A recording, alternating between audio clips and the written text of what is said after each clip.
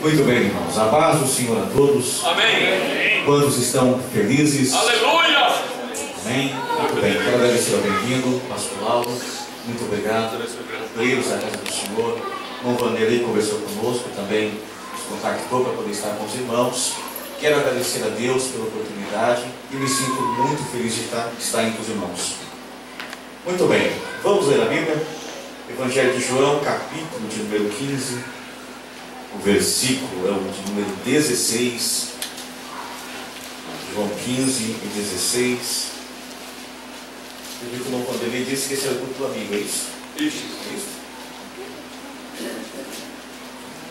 Capítulo 15, versículo de número 16. Amém? Claro? Amém. Diz o texto sagrado: não fostes vós que me escolhestes a mim, pelo contrário, eu vos escolhi. Amém? Aleluia. Tome assim. Meu Deus. Maravilha. Muito bem. Muito bem.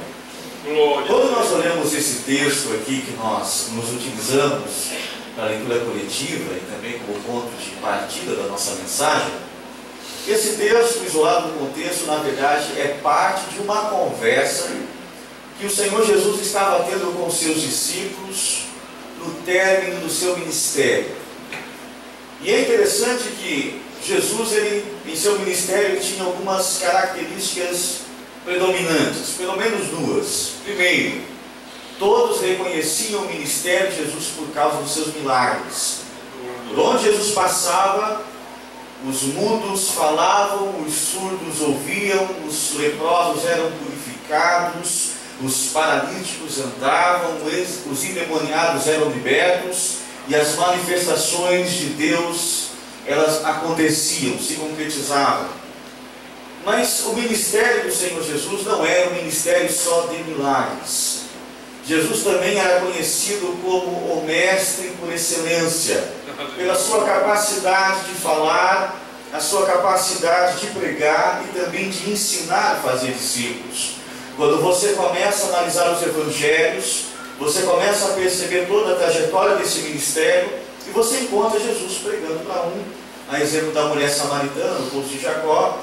Você encontra Jesus pregando para 2, para 3, para 10, para 100, para 500, para milhares de pessoas, quando foi nas multiplicações dos pães e dos peixes. Enfim, Jesus sempre estava pregando a mensagem do Evangelho do Reino.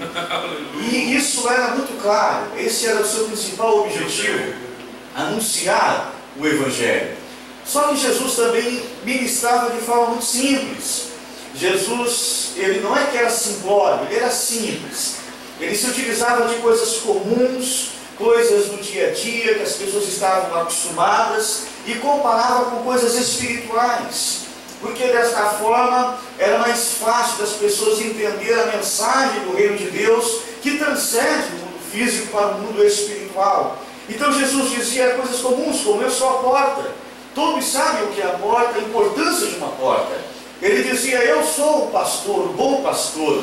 Porque na sua época todas as pessoas entendiam o que era o ofício de um pastor e todas as suas implicações e responsabilidades. Então ele pregava de forma muito simples, de forma com que as pessoas ouviam e entendiam a sua mensagem. E quando a gente chega no capítulo 15 do Evangelho de João, da onde nós tiramos o nosso texto, Jesus começa a partir do primeiro versículo do capítulo 15.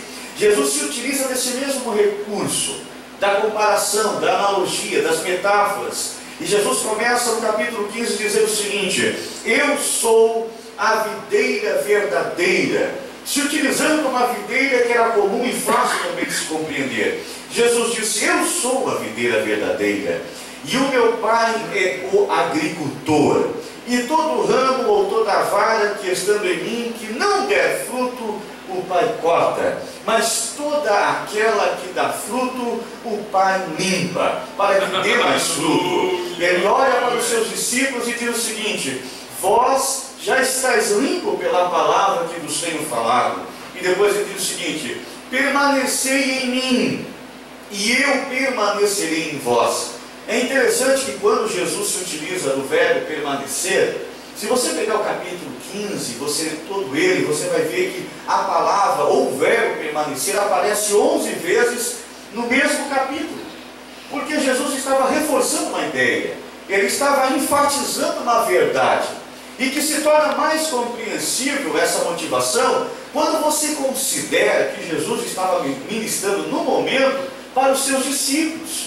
E aí você também considera que Jesus havia investido 3 anos de ministério na escolha, preparação e planificação destes homens.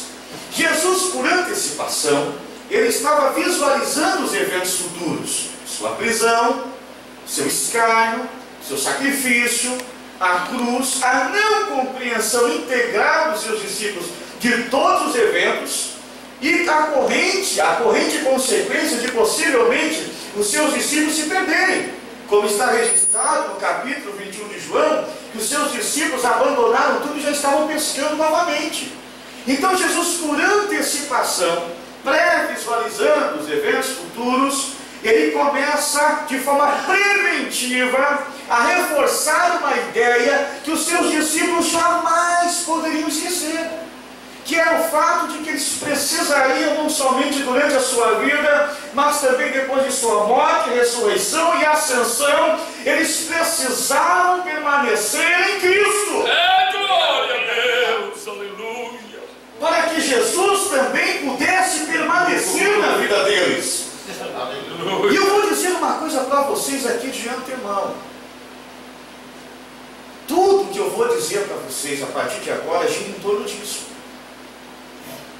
A nossa vida, o nosso sucesso, a nossa felicidade para a vida presente e também do porvir a vida eterna, depende desta verdade absoluta e universal. Nós precisamos permanecer nele,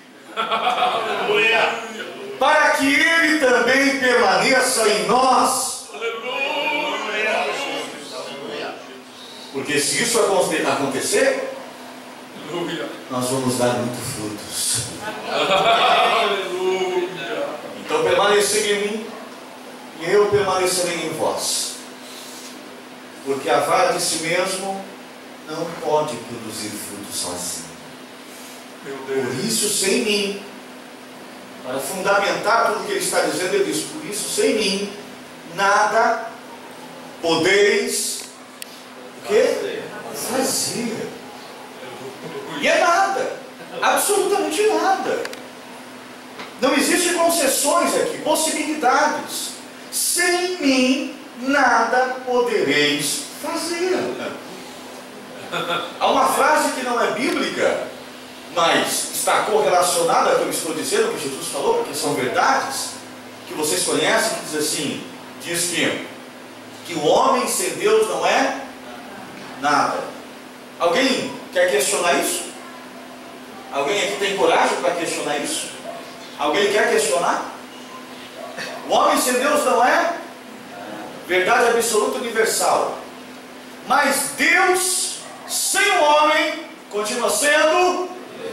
Alguém quer argumentar, questionar essa verdade? Não dá para questionar. Jesus está dizendo que sem mim nada podeis fazer, e a verdade é isso.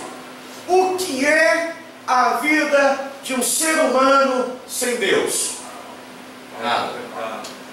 Isaías profetizou e disse: porque o homem é como a erva, sua glória como a flor da erva. Cega-se a erva, murcha-se a flor, assim se sucede a todos os homens. É verdade. Aí Jó, contemporâneo, entre os seus contemporâneos, um homem singular, um homem diferente, recebeu de Deus adjetivos, qualidades, testemunho do próprio Deus, foi provado por Deus, você sabe a história, desprovido de todos os seus recursos financeiros, desprovido da sua família, e agora com o corpo coberto de feridas purulentas, saúde comprometida, um caco de telha para raspar as suas feridas. Ele olha, quem sabe, para o passado, olha para o presente, olha para dentro de si e vê a sua presente situação e diz o seguinte: O que é o homem para que dele tu te lembres? Aleluia. Deposite neles o teu cuidado. E o visites a cada manhã. O que é o homem? O homem não é nada sem Deus. Aleluia. Tiago, que é irmão de Jesus, nos dois sentidos, quando escreveu a sua epístola, acho que está no capítulo 4, ele diz assim, o subtítulo que não está nos originais diz assim: a falabilidade dos projetos humanos. O que é isso? Projetos humanos estão fadados ao fracasso, são falíveis. Não são infalíveis, são falíveis. E aí vem um texto, ele diz: escutai-vos que dizeis, amanhã iremos a uma tal cidade, faremos negócios, vamos obter lucros.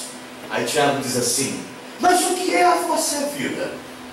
Porque a vida de um homem é como a neblina, que logo que aparece, se dissipa.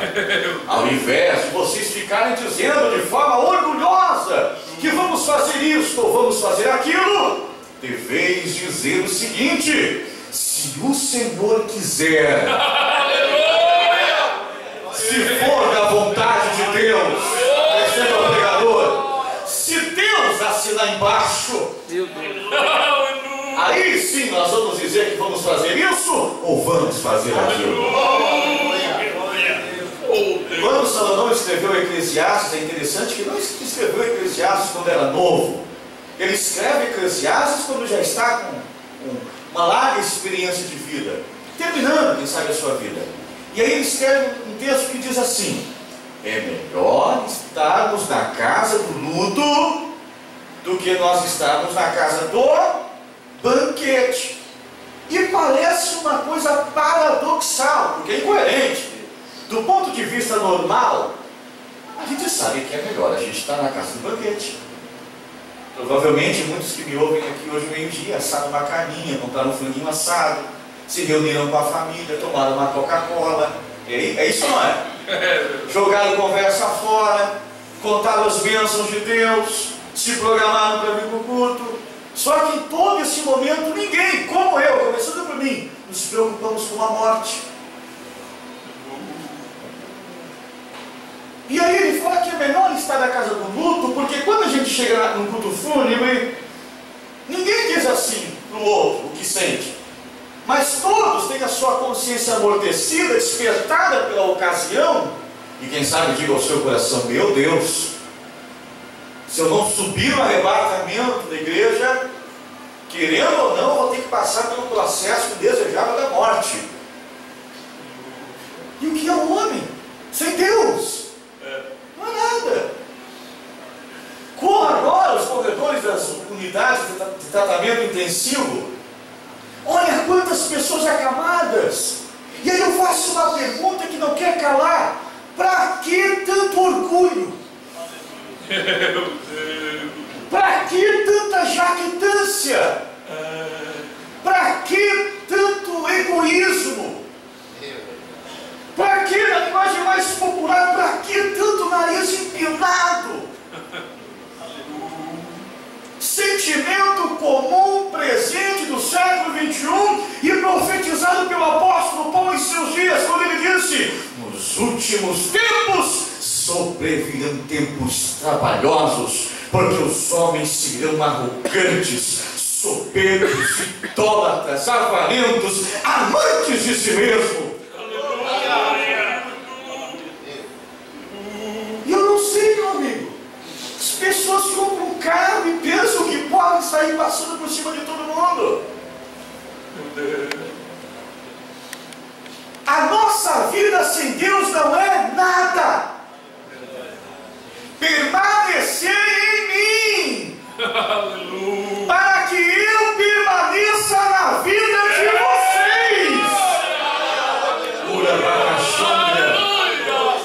Meu Deus, porque sem mim nada podeis fazer. Aí quando Jesus chega no versículo da nossa leitura, ele olha para os seus discípulos e diz o seguinte: olha, em primeiro lugar, não foram vocês que me escolheram. Aí a minha tradução é uma área, né, Almeida, revista atualizada, ela é um pouquinho diferente, que ela diz assim, ó, ela bota um ponto e vírgula. E você sabe que na gramática o ponto e vírgula é uma pausa profunda, a frase vai sofrer uma mudança de pensamento. Daí diz assim, não fostes vós que me escolhestes a mim, ponto e vírgula.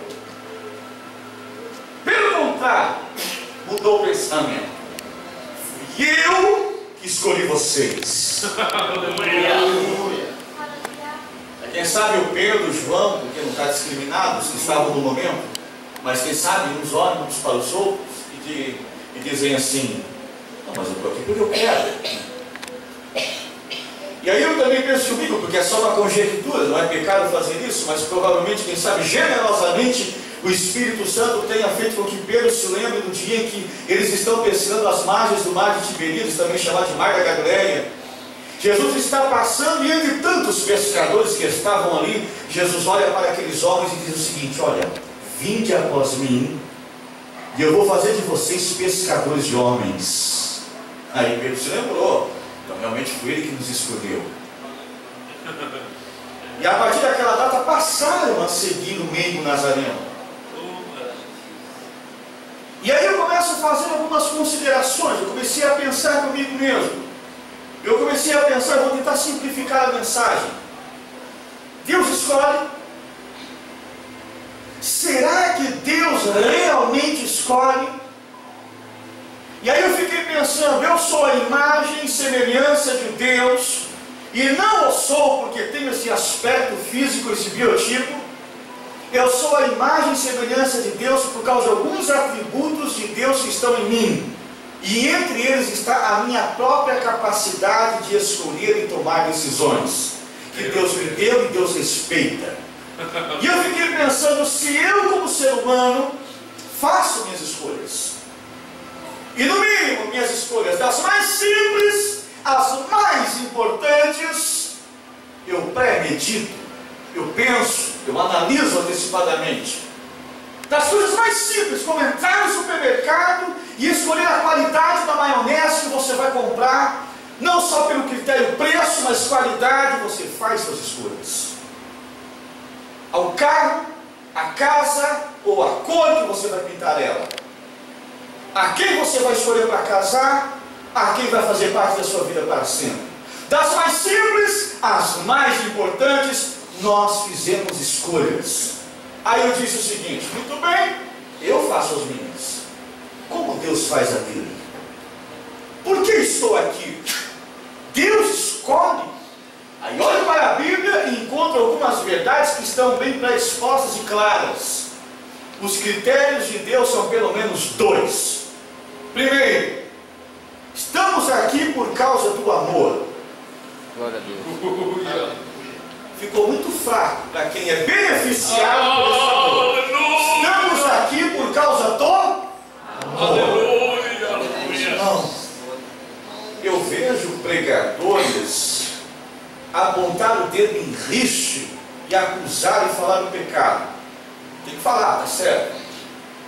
Mas eu gostaria de ver a mesma disposição que se fala do pecado para se falar do amor. Eu gostaria de ver a mesma disposição para se falar do pecado, para se falar do perdão, que é a solução do pecado. Meu Deus. Porque tem tanta gente que tem prazer de ser legalista, que não tem a mesma disposição de apresentar a graça salvadora de Deus. O amor. Porque a Bíblia diz que Deus nos amou primeiro. Quando nós éramos pecadores e inimigos de Deus, Ele nos amou. A Bíblia diz que Deus amou o mundo. Agora mensura para mim o que significa tal. Não tem tamanho, profundidade, largura.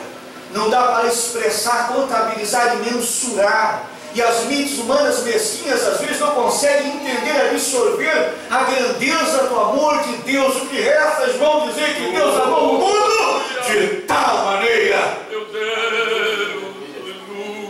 E eu vou dizer uma coisa para você. O amor de Deus me constrange. O amor de Deus, no seu sentido figurado, me incomoda. entender o que Jesus fez por mim, eu fico desconfortável. Porque eu vejo diante dos meus olhos as minhas misérias e a minha necessidade de dar uma resposta a este Deus que me ama. Fomos escolhidos por causa do amor.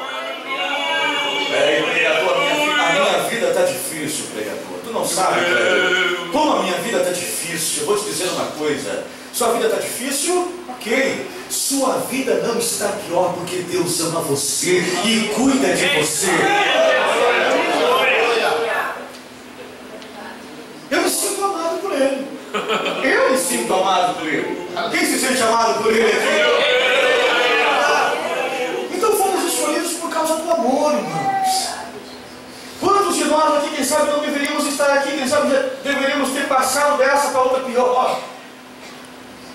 Mas estamos aqui por causa do seu amor. Olha só. Segundo, o segundo critério de Deus, diga comigo, é a graça. Vamos lá, a graça. Que teologicamente todos sabem que a graça é o favor imerecido. Então, estamos aqui não é porque somos bonzinhos, porque somos bons pais, ou quem sabe, bons funcionários da empresa, ou bons patrões, ou porque somos o melhor morador da comunidade, o melhor da rua, ou porque somos o queridinho da família, o mais querido da igreja. Não, senhores, nós estamos aqui por causa da graça. E aí Paulo escreve aos Efésios, no capítulo 2, a partir do versículo, acho que é o 8, e a gente podia até fazer um trocadilho para ficar mais compreensível, e diz o seguinte, olha, porque pela graça, se eu fizesse trocadilho, eu poderia dizer, por causa do favor imerecido, sois salvos, mediante a fé. Isto não vem de vós, isto é dom de Deus. E se você pegar esse dom original, não é dom que se refere a dom espiritual, é dom presente, é dom dádiva. E por presente nós não pagamos, presentes recebemos de graça. A salvação é um grande mistério dado para nós num pacote de presente, embrulhado pelo amor de Deus.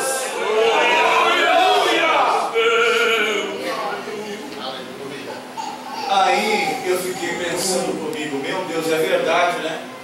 Os discípulos, eles foram escolhidos por causa do amor e da graça. Então o que estava interagindo na beira da praia aquele dia era o amor e graça. Aí eu fiquei pensando com os meus botões, eu vou simplificar. Eu fiquei pensando com os meus botões, meu Deus, então quer dizer que Deus escolhe A, Deus escolhe B, Deus escolhe C, Deus escolhe isso.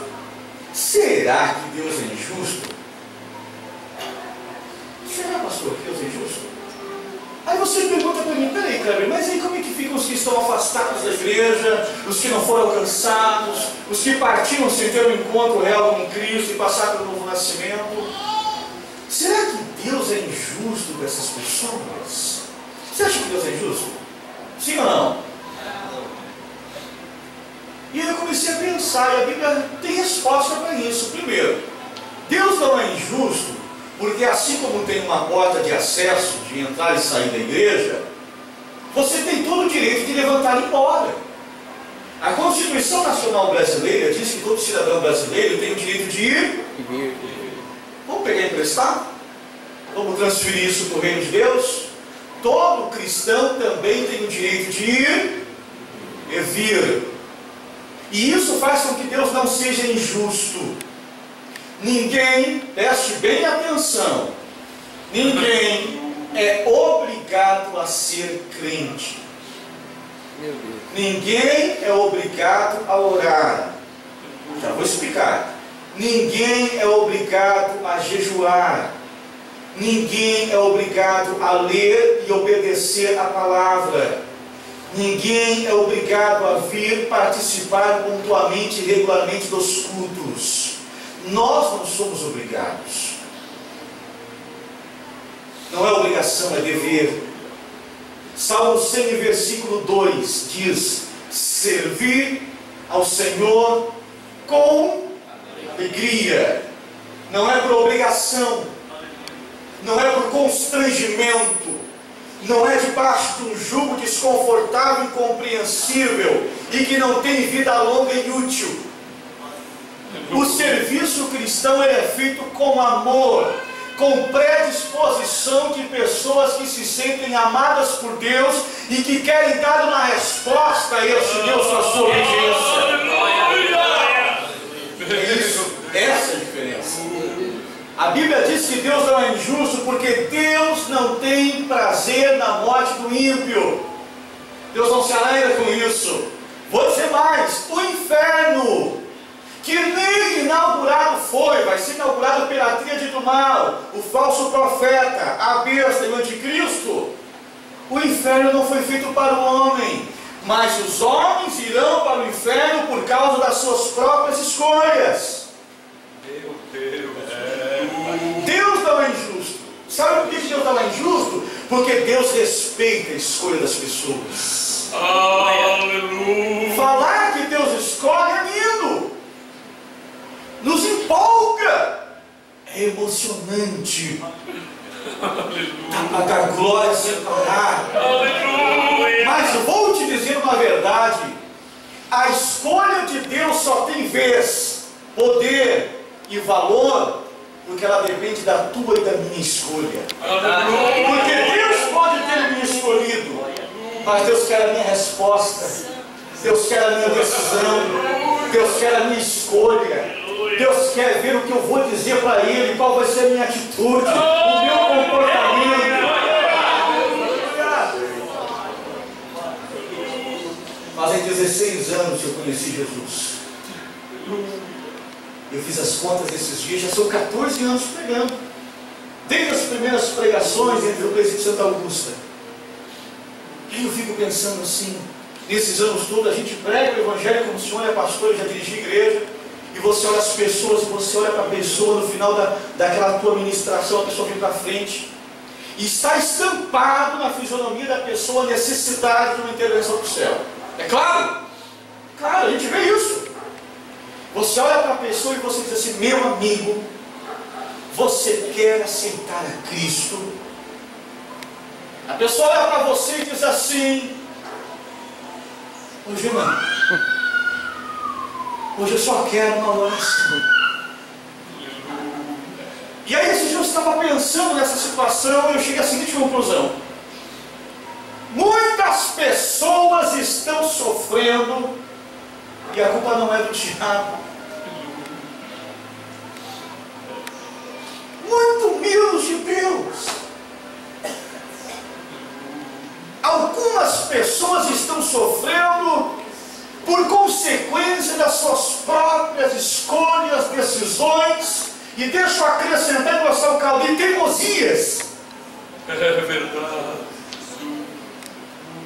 Porque você pensa que você fica se quebrando aqui na terra, e Deus debruça numa nuvem lá no cosmos do universo, e olha para você se quebrando todo aqui na terra, e Deus chama o anjo. O anjo é conjectura, gente, não é pecado, é conjectura. E chama o anjo e diz assim: olha lá, se quebrando tudo, lamentando, chorando pelos cantos, sem resposta para a vida, sem significado. E Deus folga com o sofrimento das pessoas? Não, irmão. Porque o que Deus projetou e planejou para nós é o melhor. Tem sofrimento, tem luta, tem prova, está tudo no pacote.